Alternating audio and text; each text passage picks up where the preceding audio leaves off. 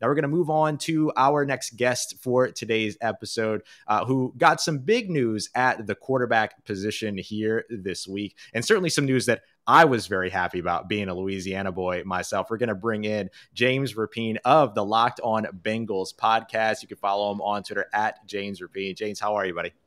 I'm doing well. How are you guys? Good, man. Good to see you. Good to see you, James.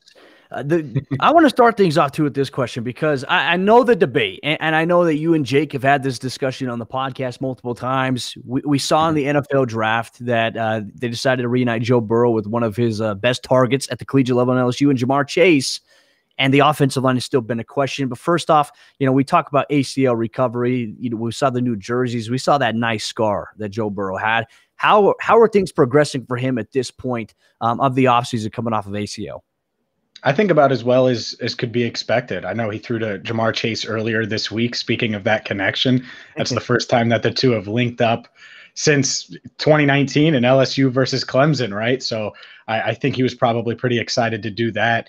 And yeah, the Dr. Neil Elatrash obviously reporting or texting, to Adam Schefter earlier this week. And I know Burrow was in Los Angeles last weekend to undergo tests and test out that knee, and everything seems to be pointing in the right direction, where not only is he going to be back week 1, but clearly he's allowed to throw to receivers on a regular basis. I know Burrow's worked out, and like I said, with Jamar Chase, but he's also reached out to some of these other guys, the veterans that aren't necessarily expected to be there over the next few weeks during OTAs.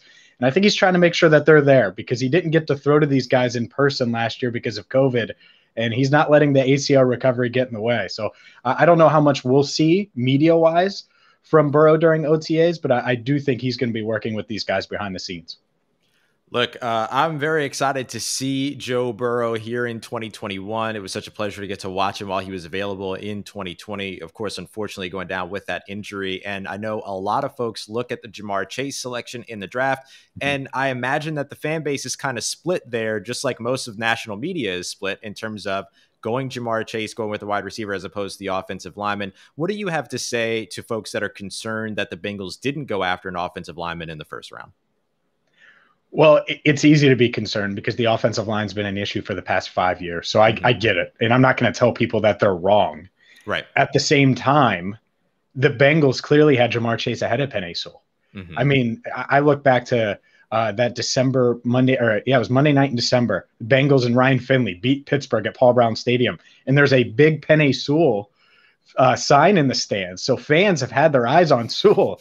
And so for the Bengals to go the opposite way, right, is pretty telling. And I think fans really, since December to you fast forward to the draft last month, and it changed. It started to become a 50-50, as you mentioned. And now I think even more see the vision with Jamar Chase. So yes, protecting Burrow, absolutely an issue. They went after Jackson Carman. They think he can give them a lot of what Penei Sewell was going to give them in year 1. And they just thought Jamar Chase was the better prospect. And time will tell if they're right. Is it a risk? Absolutely. But if Penei Sewell is the next insert whatever offensive lineman the Bengals have drafted in the first round over the past 6 years that they've gotten wrong, and I'm not saying he is that, but if so, or if he's just an average lineman and Jamar Chase is the next Julio Jones, then no one's going to be complaining about it a few years from now. So the Bengals are banking on Chase, and I think that's where it comes from. They just had him higher on their board. Well, we just talked about, Joe Burrow reuniting with, one of his teammates, Jamar Chase. Well, Thaddeus Moss is now a Cincinnati Bengal. Now, I didn't quite know what happened with the Washington football team last year. I know that for him, I think he was dealing with an injury. Is there any chance he's in line to maybe make the 53 this year, or has that already been established, or is he going to have to earn that in training camp? I think he's definitely going to have to earn it. And I think that there are some young tight ends that they've brought in, Pro Wells from TCU, an undrafted free agent. They also added the kid from Arkansas, CJ O'Grady. And so he's in that pool of guys that if they contribute on special teams and show they can help out Darren Simmons in that special teams unit, and maybe catch a few passes here and there, they can make the team. But I don't think it's a sure thing by any stretch. And that rapport with Burrow helps. Obviously, being friends with Joe Burrow helps. But I think he's certainly going to have to earn it over the next few weeks and then obviously months as we look ahead to training camp. Now, there's always been, and I have the great pleasure of covering the Saints, so I see the Ohio to Louisiana connection all the time, but there's a big time Louisiana to Ohio connection as well. Cam Sample out of Tulane heading over to Cincinnati in this draft as well. What can you tell us so far about this draft class for Cincinnati and some of the expectations that are there?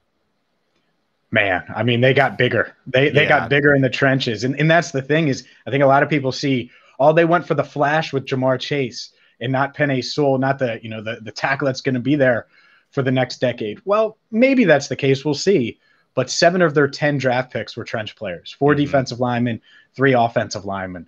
And when I was at rookie minicamp a couple of weeks ago, these guys are they're big. They're physical. They look physical from just their presence. It's not like they had pads on and stuff, but you mentioned the Louisiana connection. Tyler Shelvin out of LSU. Big. I mean, this guy made Cam Sample look small, and Cam Sample's big, right? So it's that they certainly wanted to attack the lines of scrimmage, and that was part of their goal in this draft, and that's what they did. So that's my biggest takeaway. Absolutely, did they get another playmaker in Jamar Chase for Joe Burrow, but you also add all these trench players to hopefully get better in what is, we all know, a really, really physical AFC North. And not only did they need to protect Burrow, but they needed to get better at getting after opposing quarterbacks and shutting down the run. So we'll see if they can do that, but that's certainly their vision and was their logic behind their 2021 draft class. Love it. Well, the final thing I'm going to ask you here, James, we did get a chance to speak with you during our NFL schedule release show, but Ross and I were talking about it. And when we look at the additional playoff spot in the AFC and in the NFC in terms of the wild card, there was a conversation I had where I felt like there could be 3 teams from the AFC West, 3 teams from the AFC North potentially who could have 3 spots in the playoffs. And for you, I mean, looking at this division, you have the Baltimore Ravens, obviously a strong team there. Pittsburgh, kind of still up in the air, in my opinion. And then the Cleveland Browns, who got better. But then I think the Bengals absolutely got better this offseason. And they were relatively competitive last year, despite the fact that they were taking some shots and they were missing some key guys. Where do you see the Bengals this year in that AFC North division?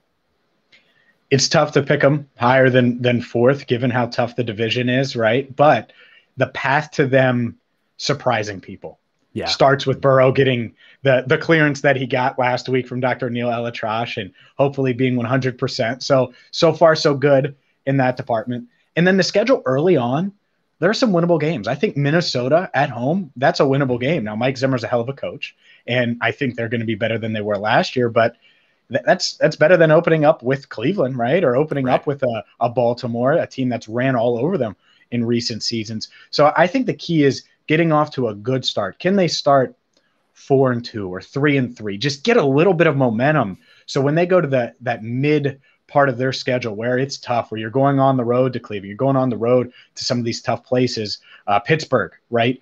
That you can go there confidently. And so we'll see if they could do that. But getting off to a good start, because if they get off to a 2-4, 2-5 start, I think heads could roll. Maybe not head coach Zach Taylor, defensive coordinator Lou Anarumo. They've invested a lot of resources in free agency and in the draft in the defense. So if the defense struggles early, keep an eye there.